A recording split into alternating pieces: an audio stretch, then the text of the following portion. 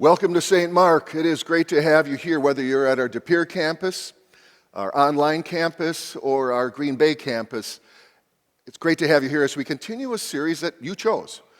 We call it the 20 Answers Offered, as we're talking about the top 20 questions Christians hope no one ever asks them, but they probably should know how to answer. And today's is about a hot topic, about human sexuality itself, and it's especially probably pertinent as many believe June is Pride Month in the United States of America. Great to have you here. The book Embodied, which takes a look at the transgender movement, the Christian church, and what the Bible has to say about the subject, opens with a very telling story. Leslie was born female, but from the time she was about 4 years old, she simply experienced life as a little boy. And as she grew older and mature, that feeling didn't go away, it just grew stronger. And through her life, she really didn't have anybody to talk to, anybody she could really confide in. There's no one there that she could go to for wisdom, or at least she didn't feel comfortable with them. And she struggled with her feelings of gender dysphoria. She often experienced loneliness, some depression, even some suicidal thoughts. In her teen years, she got to the point where she thought she would make an appointment with her pastor and talk about her struggles with gender dysphoria and maybe get some wisdom from him. He listened to her, and after she was finished speaking, he got up and escorted her to the back of the church and asked her to leave and never come back again. As you might expect, she never did. Rather, for the next 2 decades, she sought love and acceptance from the LGBTQ community. That is tragic. It does not reflect the heart of Jesus. I know today, as I answer this question, that I have people listening right now who are people who identify with the LGBTQ community or have family members, coworkers, or friends that do. So let me from the start say these 3 things to you. God loves you. God cares about you. And so do I. I don't think members of the LGBTQ community often hear that, especially they don't feel it, and I'm sorry about that. Personally, I'm going to do everything I can in this study today to make sure I present God's truth in love, applying God's truth in every aspect of this question and this subject before us today. But at the same time, I'm going to strive to do it journeying with Jesus to speak truth in love, the way he would. There are major cultural implications around how you answer the questions that are around human sexuality today. But that is no excuse for a lack of love and care for people who have names, faces, families, and eternities. So let's get started with a major question. What exactly does the Bible say about sex and gender? From the very beginning, God says our human sexuality is created in us, and therefore it is our identity. It says in Genesis, God created man in his own image. In the image of God, he created him. Male and female, he created them. God deliberately made us a race of men and a race of women. That means your sexuality isn't something you do or something you feel. Rather, it's something you were created with and God intended for you all along. After God talks about creating the male and female, then God makes a very biological statement. He says, God blessed them and said to them, "Be fruitful and increase in number." In other words, God made you biologically male and biologically female for the purpose of procreation. But that's not all God says about male and female.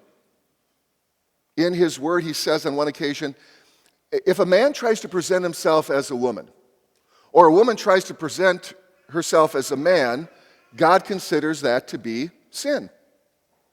For example, God said in Deuteronomy, "A woman must not wear men's clothes, nor a man wear women's clothes.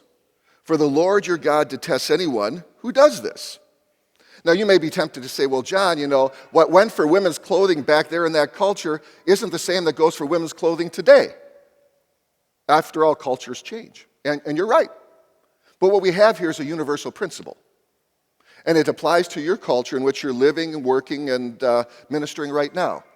If in your culture, it's clear to others in your culture that you are trying to cross-dress, that you're a man who's dressing up like a woman, or you're a woman who's dressing up like a man, God calls that sin.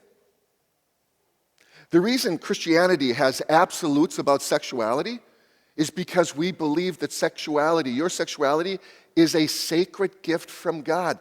That's how He made you. That's also why Christians should never be racist, because your race is a sacred gift from God. That's the way He decided to make you. You see that same universal principle that you shouldn't try to hide or ignore the gender God created you with, literally from conception. You see that when God lists sins that are considered sexual sins in His Word. For example, in 1 Corinthians chapter 6, it says this, "Do you not realize that those who do wrong," and here the idea is these are people who live, it's referring to a lifestyle, not people who struggle against pet sins in their lives like we all do. But these are people who say, I don't care, it's my truth, I'm going to live any way I want, I don't care what the Bible says. That's what he's talking about here. And he had a whole congregation full of them. It says, "Do you realize that those who do wrong will not inherit the kingdom of God? Don't fool yourselves. Those who indulge in sexual sin," sex outside of marriage, porneia, from which we get a pornography, "or who worship idols." I think the top idol besides self today is greed or popularity. "Or who commit adultery," we got that one, "or male prostitutes, or practice homosexuality, or thieves, or greedy people, or drunkards, or are abusive, or cheat people. None of these will inherit the kingdom of God." The Greek words Paul uses here primarily, especially the ones that I went ahead and highlighted, talk about physical sexual actions of men. Not their motivation, their physical sexual actions. And so a man tries to become a woman or acts like a woman when another man, most commonly this happens, when a man tries to have sexual relations with a man, because one of them acts as the woman in a sense, or even dresses as one. So let's get back to the question. What does the Bible say about sex and gender? The Bible teaching is this: God created us male and female. That was God's plan and intent all along. For you or me to go ahead and ignore that, or to go ahead and want to have sexual relations with the same sex, is an offense against our creation and our Creator. Now, I'm sure it doesn't surprise you that if you do your own study in science and biology on this whole subject matter, you will go ahead and you will come to conclusions that simply confirm what the Bible has taught all along. Yes, there are some psychologists now who are caving and ignoring reality and common sense and even biology, but they're few and far between. It might rise more, but right now, if you just do the science, you'll see that. In fact, from science, we know that there are three major aspects that determine what sex and gender you are. They are your internal reproductive system and anatomy. They are your hormones and hormone levels. And then finally, it is the absence or presence of a Y chromosome. Yes, there are people who are born what's called intersex, where they have like a combination, but it's extremely rare. So from science, we're told you're born biologically male or biologically female. That means your gender is not plastic, it's not malleable, it's not a spectrum, it is binary. But this is where your conversation with your friend may get a little heated. You see, folks in the LGBTQ community believe that sex and gender are two different things. That's their belief system. They will tell you, we believe that sex has biological overtones, but gender is whatever you want it to be given any day. And actually, that has become their belief system and their theology. It's really a worship of sex. And so you'll see that propagated and preached all over our culture today, like this month. For example, about 3 or 4 years ago, the famous toy maker Hasbro, with their iconic toy, Mr. Potato Head, were forced, through political correctness, to now call it Potato Head. If you listen to the news, whether that's on your phone, computer, or on the television, you will hear this. They no longer say nursing moms.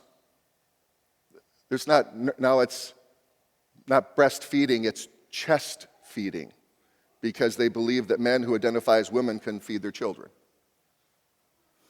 You have MMA fighters, martial artists, who are male, say they identify as female, and so they enter the octagon and go ahead and take on biological females and almost beat them to death. There's some occasions of that.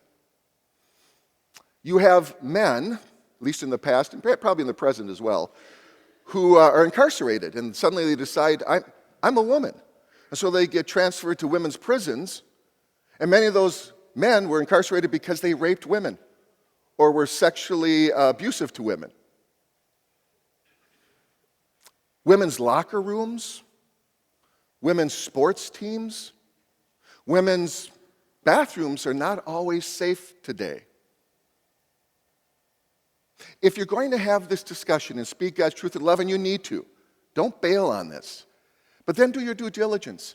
Make sure that you know how to answer questions that are going to be asked or posed to you by TikTok theologians and Instagram woke pastors who are going to tell you the justification for their lifestyle and what they preach as their gospel.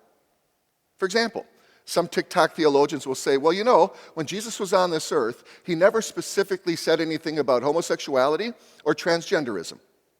So therefore, it's acceptable. Well, when Jesus was on this earth, he didn't say anything about kidnapping either, or men beating their wives. And I don't think he's pro those things. Simply go back to Jesus' own words. Don't take mine, take his words. In Matthew chapter 5, at verse 17, Jesus says, don't think that I have come to this earth to abolish the law and the prophets, the Old Testament. In other words, it doesn't count, it's not true. No, he says, I didn't come to abolish it. I came to fulfill it. That word means to obey perfectly, to believe truly, to embody as truth. Also, you need to understand, yes, Jesus was present in the New Testament, but he was also present in the Old Testament as well. He's the second person of the Trinity, the Godhead. He was the one that moved prophets like Moses to write down the first 5 books, and in there put those prohibitions against same-sex activity and transgenderism that are written down in Leviticus and Deuteronomy.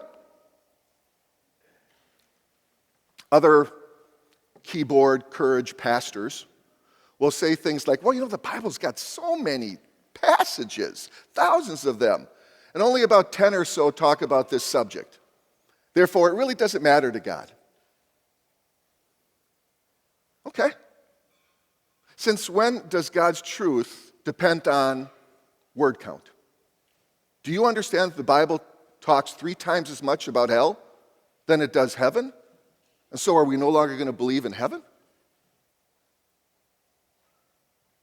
Other woke theologians will say things like, hey, I think people have a right to live any way they want and to do anything they want. Tell me, do you give that same right to your coworker or your neighbor when he is a bully?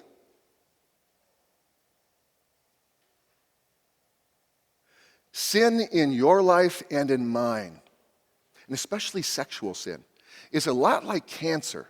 It starts out small, and then if you ignore it or accept it, it grows and kills the whole. You want an example of that in our culture in the last 3 decades about this subject matter? In 1995, what was the big phrase in our culture? Love is love. We just want acceptance. 2005. We just want equality. The move for gay marriage. 2012. You better bake the cake for our gay marriage or we're going to take you to court. 2015, use my pronouns or lose your job. 2024, your kids will watch drag shows. Is it any wonder that the Bible calls false doctrine gangrene? Starts out little, grows fast, and kills. So let's go back to that central question, okay? If someone experiences some incongruence with their biological sex, and it's not the same as they feel inside, what determines what gender they are and why? The Bible would say it's the one you were created with. Science would say biology, but many in our culture today would say it's personal opinion. So then let's talk about the reality of sex and gender. If you're a person listening right now and you struggle with real gender dysphoria or same-sex attraction, you didn't choose that. That's part of your being spiritually disabled. Just like I'm spiritually disabled in certain parts. We are all orientated toward depravity. We call that a sinful nature. We all have things that we know we shouldn't do that we're always tempted and we have a weakness to do. And although gender dysphoria is a real condition that makes people kind of feel like they're the opposite of the gender they were born with, that doesn't mean you're really the opposite gender or sex. Your spiritual disability is not technically immoral, but you have moral choices you make that flow from that disability and weakness. And if you're a person who suffers truly with gender dysphoria or same-sex attraction, then understand Jesus would invite you to join him on a journey, to live your life by his power, his love, and according to his word. And surround yourself with people who are going to encourage you on that journey and pray for you and help you along in that journey to live in the light of Jesus' love and word. My friend, to do the opposite, to live in sin, the Bible says, is to destroy your faith and endanger your eternal soul. That's why the writer of the Hebrews says this: dear friends, if we deliberately keep on sinning, he's talking to Christians. If you deliberately keep on sinning, it's not like you're fighting against it. No, you're saying, I'm going to do it, I don't care. You deliberately keep on sinning, whatever that sin is. After we have received knowledge of the truth, you know better from God's word. Notice, there is no longer any sacrifice that will cover these sins. That means you cut yourself off from the forgiveness Jesus has won for you. And then what awaits you is verse 27. There is only the terrible expectation of God's judgment and the raging fire that will consume the enemies or his enemies. Living in any unrepentant sinful lifestyle destroys faith. If you're a person who is living in the trans lifestyle and you're dressing as the opposite sex, or you're now taking steps to medically transition, if you can do that, Jesus would say, don't do that. Don't do that.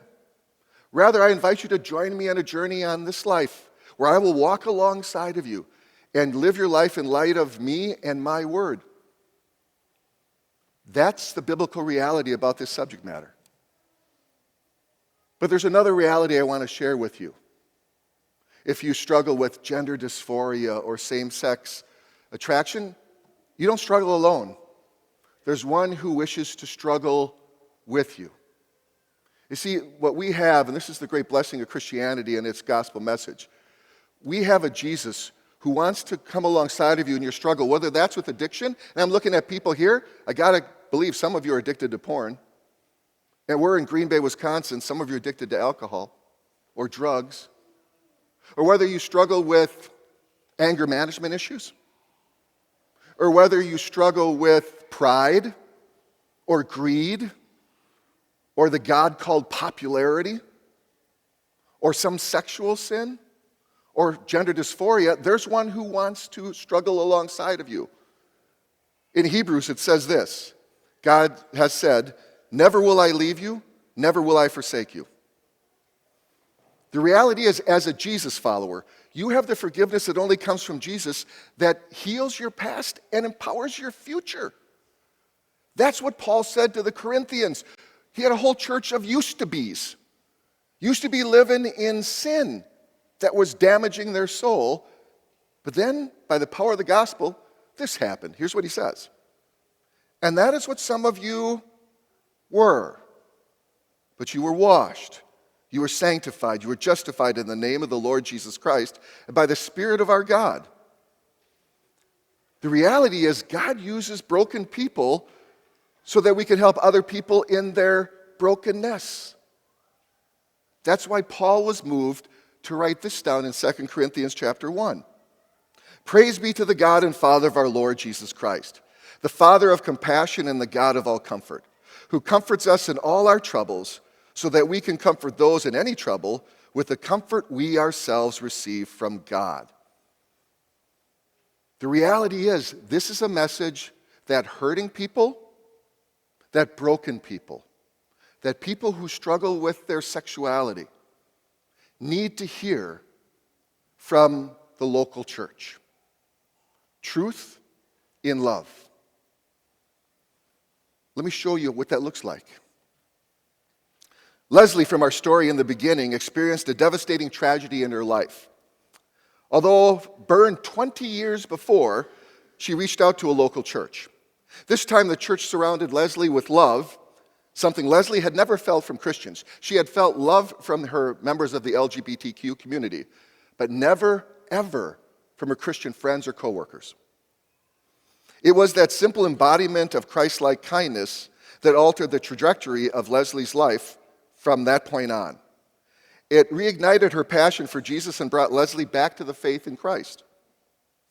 Those who know her today say that Leslie is one of the most beautiful, Christ-like, sacrificial people they have ever met.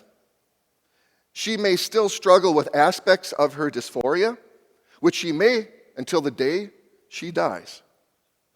But she has brought that under the leadership of Jesus and His Word and is fleshing out her life in a way that honors Jesus.